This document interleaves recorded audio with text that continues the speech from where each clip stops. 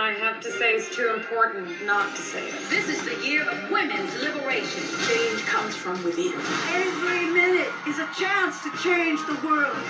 Sorry, lesbians. What are you, the alternative? One of the things I really appreciated, Julie, is how you sort of depicted, even as the feminist movement really came together and was about solidarity, there were still divisions within it. Racial divisions, class divisions, and that's certainly something we're wrestling with today after the summer we've had. How do you hope people sort of take that historical knowledge in the film and apply it to the present day? Well, I think that the thing that this film shows is that women of color were always at the forefront of the feminist movement. That is really critical because there's been a misunderstanding there.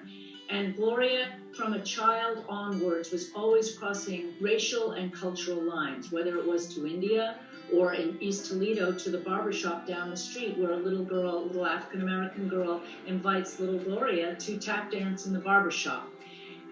You know, this is something, this movie is showing an aspect of the movement of the second wave of feminism, which has never been done in a drama, in a movie, and really shows these great leaders, Wilma Mankiller, Flo Kennedy, Dorothy Pitman Hughes, as well as Bella Abzug, and as well as all the other smaller characters who really influenced, because Gloria would listen to them, who really inspired her. So I feel like this is going to spawn people going out and looking to, who was Flo Kennedy? That was a great character. I didn't know these people before I read her book. So I was very happy to be able to put these other women also onto the screen. And I think actually the movement was way more diverse than it's ever been portrayed.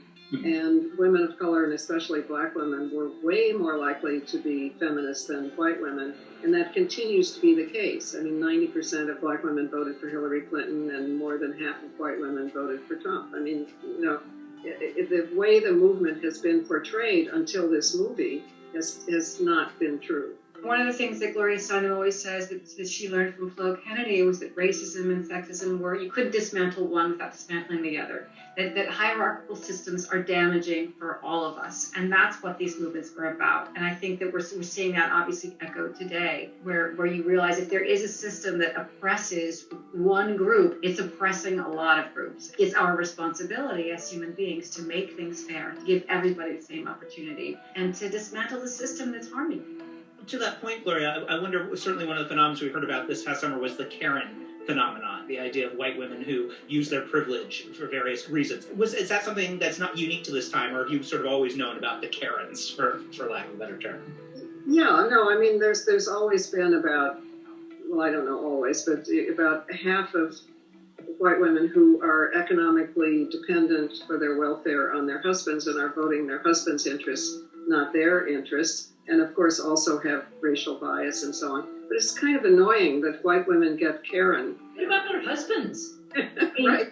That guy, those two people who are out there with guns, I find it really annoying that it all gets put on the white woman because of one or two or three incidents where they show. But what are the policemen's names, by the way, who have committed atrocities? What is that name for them? And also, there are all kinds of statistics about the lowered rate of violence when there are female police officers, as well as male police officers, and we don't hear that either.